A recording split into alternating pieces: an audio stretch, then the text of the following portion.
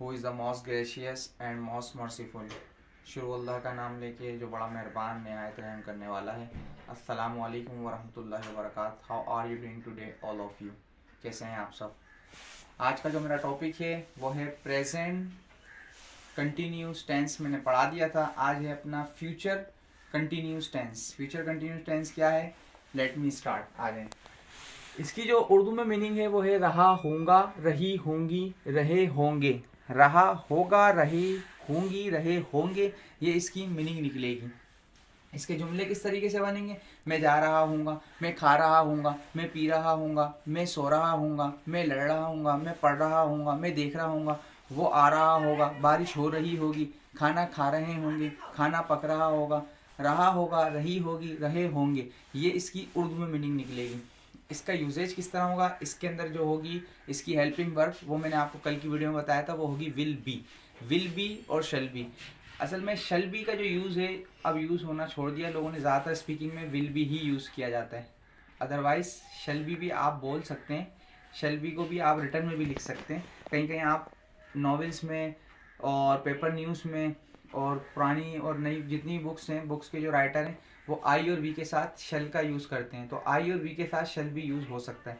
अब मैंने इसके जुमले बनाए कुछ, तो आप आ जाएँ तो इंशाल्लाह मैं उसको क्लियर करता हूँ। पहला जुमला है वो स्कूल जा रहा होगा। अब इसमें क्या है? वो से मुराद लड़का है, सेकंड पर्सन नाउन है, और लड़के के लिए क्या यूज़ किया जाता है? ही यूज़ किया जाता है।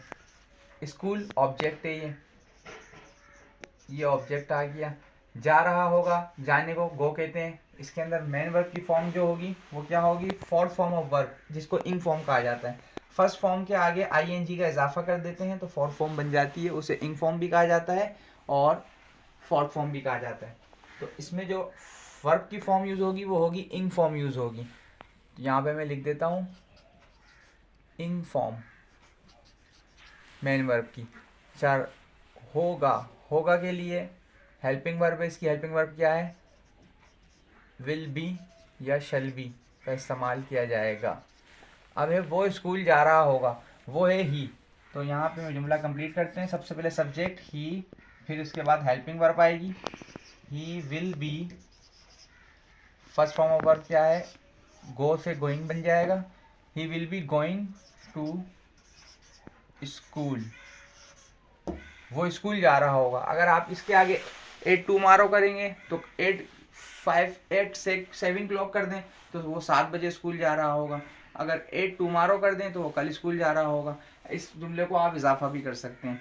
ऑब्जेक्ट उसमें आप आर्टिकल डाल के और दूसरे वर्ड इस्तेमाल कर सकते हैं, इवनिंग, मॉर्निंग, टुमारो, जो आपको सूटेबल हो। तो he will be going to school, वो स्कूल जा रहा होगा। अब दूसरा जुमला मैंने आया वो 2 बजे खाना पका रही होगी। वो 2 बजे खाना पका रही होगी, यानी कि यहाँ बात लड़की की हो रही है। सेकंड पर्सन नाउन है।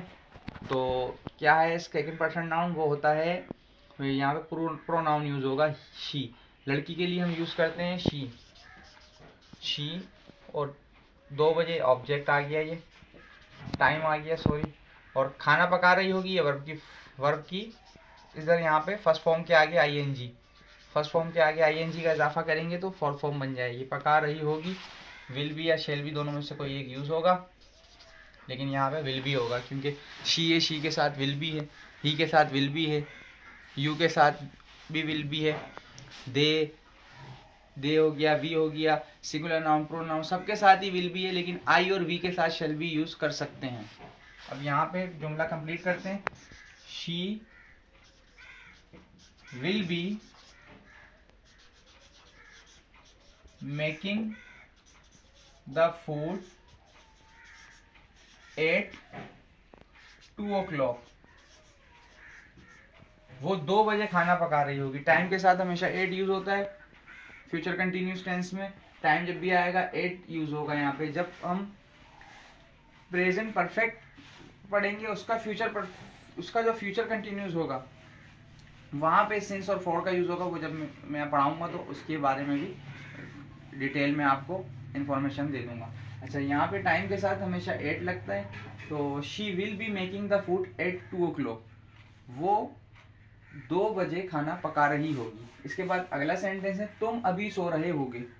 यहाँ पे यूज हुआ है तुम से मुराद हो गया यहाँ पे यू, अभी अभी के लिए राइट नाउ, अभी अभी।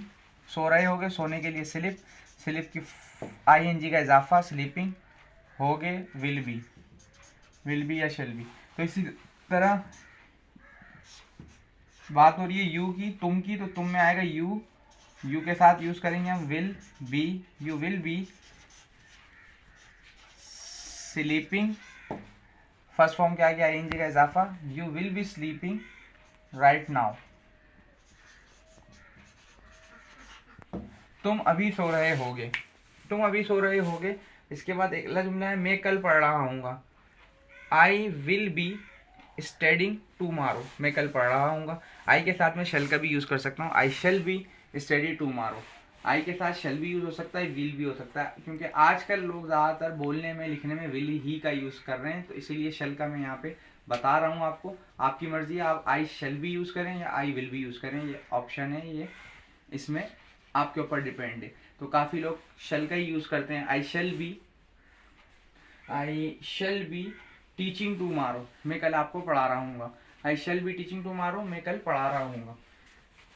पांचवा जुमला मैंने लिखा है कल बारिश हो रही होगी, कल तो आ गया टुमारो, बारिश के लिए रेन हो गया, हो रही होगी के लिए विल बी शेल बी।